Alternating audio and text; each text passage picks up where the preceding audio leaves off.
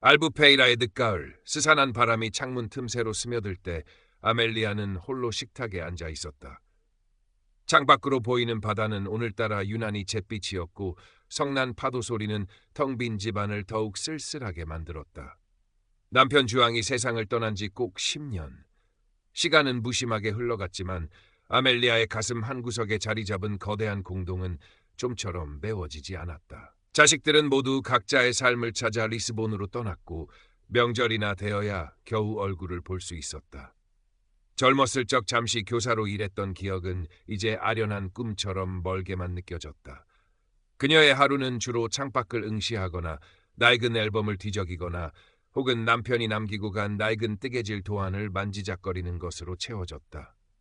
그러던 어느 날 리스본에 사는 손녀 마르가리다가 태블릿 PC 하나를 선물했다. 할머니, 이걸로 세상 구경도 하시고 저희랑 영상 통화도 자주 해요.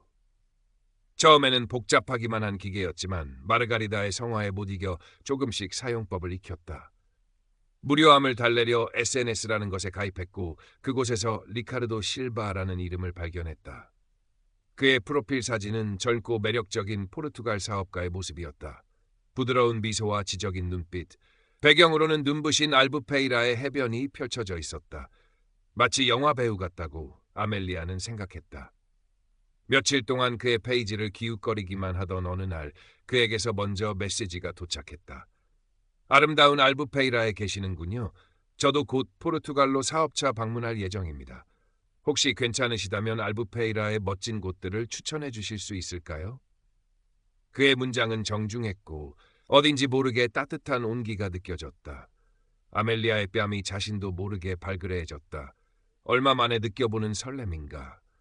그녀는 조심스럽게 답장을 보냈고 그렇게 리카르도와의 대화가 시작되었다. 리카르도는 매일같이 아멜리아에게 메시지를 보냈다. 아침 인사부터 시작해 시시콜콜한 일상 이야기, 그리고 밤에는 감미로운 목소리로 잘 자라는 인사까지. 그는 자신이 포르투갈계 브라질 사업가이며 곧 알부페이라에 새로운 투자를 위해 방문할 예정이라고 했다.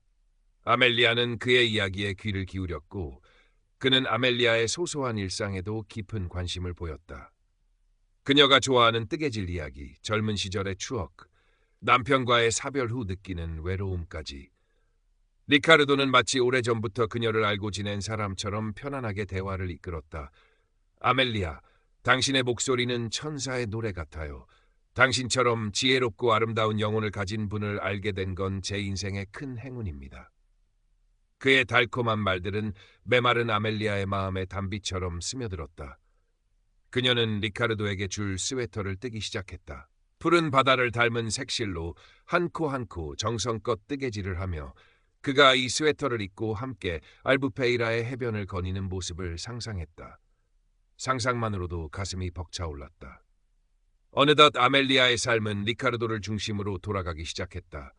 아침에 눈을 뜨면 그의 메시지가 와 있는지부터 확인했고 그의 답장을 기다리며 하루를 보냈다. 거울을 보는 횟수가 늘었고 잊고 지냈던 화장품에 손을 대기도 했다. 집안 곳곳에 생기가 돌기 시작했다. 리스본에 사는 딸 소피아와의 통화에서도 아멜리아의 목소리는 한껏 들떠 있었다. 소피아, 엄마 요즘 아주 멋진 분을 알게 됐단다. 곧 알부페이라에도 오신대. 소피아는 IT 회사에서 일하는 현실적이고 이성적인 여성이었다. 그녀는 어머니의 갑작스러운 변화에 반가움보다는 걱정이 앞섰다. 엄마, 온라인에서 만난 사람은 조심해야 해요. 너무 쉽게 믿지 마세요. 하지만 사랑에 빠진 소녀처럼 들뜬 어머니에게 딸의 충고는 잔소리로 밖에 들리지 않았다. 모녀 사이에는 보이지 않는 벽이 생기기 시작했다. 몇 주가 흘렀을까 리카르도는 포르투갈 방문을 며칠 앞두고 다급한 목소리로 전화를 걸어왔다. 아멜리아, 정말 미안해요. 갑자기 사업상 큰 문제가 생겼어요. 브라질에서 보내는 중요한 사업 물품이 세관에 묶여버렸는데 긴급 자금이 좀 필요하게 됐어요. 약 2,000유로 정도인데 이것만 해결되면 바로 당신이 있는 알부페이라로 갈 수 있어요. 우리 미래를 위한 작은 투자라고 생각해 줄 수 있겠어요. 당신을 만나기 위해 모든 것을 걸었는데. 아멜리아는 순간 심장이 덜컥 내려앉는 것을 느꼈다. 평생 아껴 모은 돈이었다. 하지만 그의 절박한 목소리와 우리의 미래라는 달콤한 속삭임은 그녀의 이성을 마비시켰다. 그가 얼마나 힘들까? 내가 도와야 해. 이건 분명 그가 나를 시험하는 걸 거야. 그녀는 스스로를 합리화하며 은행으로 향했다. 돈을 송금하고 난 뒤 불안감과 동시에 그를 도왔다는 묘한 만족감, 그리고 곧 그를 만날 수 있다는 기대감이 뒤섞여 심장이 터질 것 같았다. 하지만 리카르도의 알부페이라 방문은 계속해서 미뤄졌다. 항공권 문제, 갑작스러운 가족의 병환, 예상치 못한 사업상의 난관 등 그의 변명은 끝이 없었다. 그리고 그때마다 그는 더욱 교묘한 방법으로 아멜리아에게 돈을 요구했다. 어머니 병원비가 급하게 필요해요, 아멜리아. 당신밖에 도와줄 사람이 없어요. 포르투갈 투자 계약금이 조금 부족한데 이것만 해결되면 우리가 함께 살 아름다운 집을 살 수 있어요. 액수는 점점 커져갔고 아멜리아의 통장 잔고는 바닥을 드러내기 시작했다. 아멜리아는 밤마다 잠을 이루지 못했다. 정말 나를 사랑하는 걸까? 왜 자꾸 돈만 요구하는 거지? 의심의 그림자가 스멀스멀 피어올랐지만 리카르도의 전화 한 통이면 그 그림자는 순식간에 흩어졌다. 아멜리아, 나의 천사. 당신 없이는 단 하루도 살 수 없어요. 지금 이 힘든 시간만 잘 넘기면 우리는 영원히 함께 행복할 수 있어요. 설마 나를 믿지 못하는 건 아니겠죠? 우리의 사랑이 이것밖에 안 됐나요? 정말 실망입니다. 그의 애원과 때로는 가벼운 협박에 아멜리아는 또다시 무너졌다. 그래, 그는 지금 힘든 상황일 뿐이야. 내가 그를 믿지 않으면 누가 믿어주겠어. 이것이 우리의 사랑을 확인하는 마지막 시험일 거야. 그녀는 남편이 남긴 유품 중 가장 아끼던 금시계마저 팔아 그에게 돈을 보냈다. 소피아는 어머니의 계좌에서 심상치 않은 금액이 계속해서 빠져나가는 것을 우연히 알게 되었다.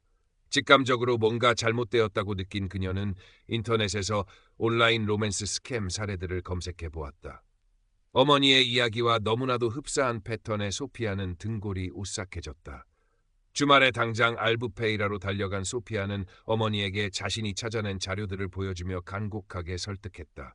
엄마, 제발 정신 차리세요. 이 사람 사기꾼일 가능성이 아주 높아요. 하지만 아멜리아의 반응은 냉담했다. 내가 뭘 안다고 함부로 말하니, 감히 나의 마지막 사랑일지도 모르는 사람을 모욕하지 마라. 격렬한 언쟁 끝에 모녀 관계는 최악으로 치달았다. 아멜리아는 딸이 자신의 행복을 시기한다고까지 생각했다. 소피아는 절망했지만 포기하지 않았다. 그녀는 혼자서라도 리카르도의 정체를 밝혀내기로 결심했다. 그의 SNS 프로필 사진을 구글 이미지 검색으로 역추적하고 그가 언급했던 사업체 정보를 찾아보는 등 밤낮으로 매달렸다. 그러는 동안에도 리카르도의 요구는 계속되었다. 마침내 그는 아멜리아에게 마지막 결정타를 날렸다. 아멜리아, 나의 사랑. 드디어 우리에게 엄청난 기회가 찾아왔어요. 포르투갈의 대규모 리조트 사업 투자건이 있는데 마지막 자금이 조금 부족해요. 이것만 성공하면 우리는 평생 걱정 없이 호화롭게 살 수 있어요. 당신과 함께 알부페이라에서 가장 아름다운 집을 사서 매일 바다를 보며 행복하게 사는 거예요. 당신의 집을 담보로 대출을 조금만 받으면 돼요. 이것이 우리의 모든 것을 바꿀 마지막 기회예요. 수만 유로에 달하는 거액이었다. 아멜리아는 잠시 망설였지만 리카르도가 그려주는 황홀한 미래에 대한 환상과 이미 너무 많은 것을 투자해버렸다는 생각 뒤에 결국 이성을 잃고 말았다. 그녀는 떨리는 손으로 은행에 집 담보대출을 신청했고 며칠 후 대출 승인이 났다는 연락을 받았다.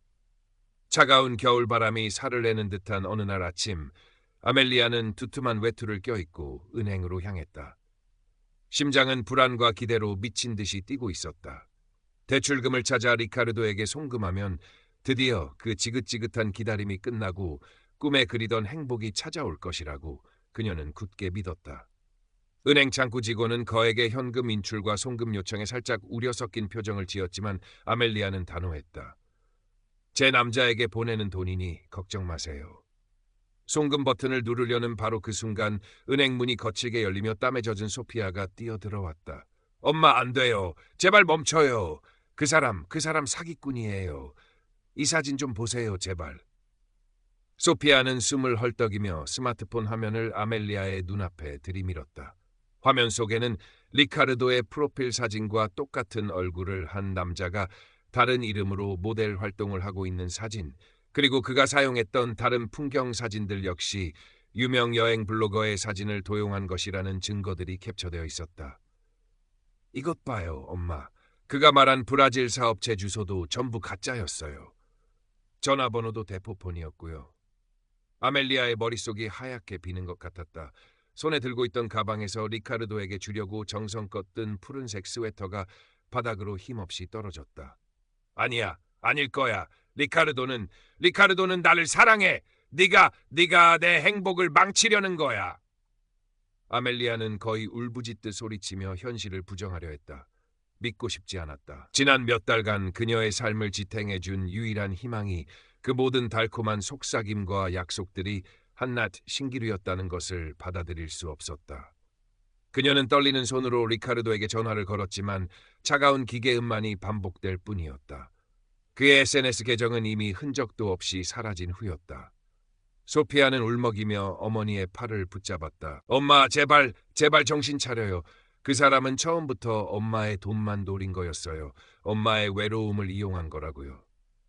소피아가 내미는 차가운 증거들 앞에서 아멜리아는 결국 무너져 내렸다. 다리가 풀려 그 자리에 주저앉아 아이처럼 통곡하기 시작했다. 은행 안의 모든 사람들이 안타까운 시선으로 그녀를 바라보고 있었다. 수치심, 절망감, 배신감, 그리고 스스로에 대한 깊은 혐오감이 한꺼번에 그녀를 덮쳤다. 마치 거대한 파도에 휩쓸려 깊은 바닷속으로 끝없이 가라앉는 듯한 절망이었다. 그날 이후 아멜리아의 시간은 멈춰버렸다. 텅 빈 집안, 그녀는 유령처럼 창밖만 하염없이 바라보았다. 식사도 거부했고 잠도 제대로 이루지 못했다. 한때 희망의 상징이었던 태블릿 PC는 이제 꼴도 보기 싫은 흉물이 되어 서랍 깊숙한 곳에 처박혔다. 아름다웠던 알부페이라의 바다는 더 이상 위안이 되지 못했다. 오히려 그녀의 어리석음을 비웃는 듯 차갑고 냉정하게 느껴졌다. 자신이 평생 일구고 지켜온 모든 것이 한순간에 물거품처럼 사라져 버렸다는 사실, 그리고 무엇보다 한 인간에게 철저히 농락당했다는 배신감과 수치심은 그녀를 산산조각냈다. 어떻게 내가 그런 바보 같은 짓을... 주앙, 미안해요. 정말 미안해요. 남편의 얼굴이 떠오를 때마다 가슴을 치며 자책했다.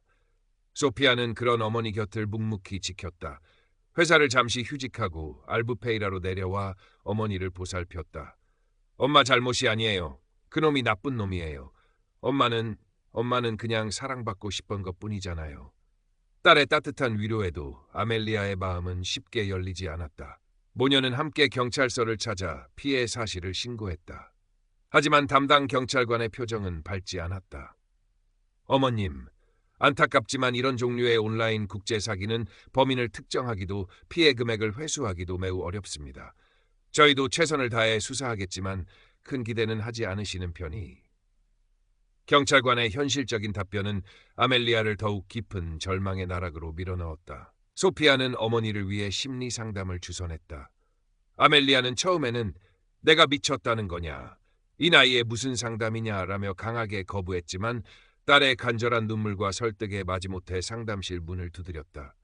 상담 과정은 고통스러웠다. 자신의 외로움, 사무치는 그리움, 마지막 사랑일지도 모른다는 헛된 희망, 그리고 스스로를 기만하며 의심을 애써 억눌렀던 어리석었던 순간들까지. 가바 터진 상처를 헤집는 듯한 아픔이었지만 한편으로는 꾹꾹 눌러왔던 감정의 응어리들이 조금씩 풀려나가는 것을 느꼈다. 시간이 흘러 혹독했던 겨울이 지나고 알부페이라에도 조금씩 봄 기운이 감돌기 시작했다. 여전히 바다는 차가웠지만 햇살 좋은 날이면 아멜리아는 소피아와 함께 조용히 해변을 산책했다. 태블릿 PC 대신 그녀의 손에는 다시 뜨개질 바늘이 들려 있었다. 이번에는 누구를 위한 것이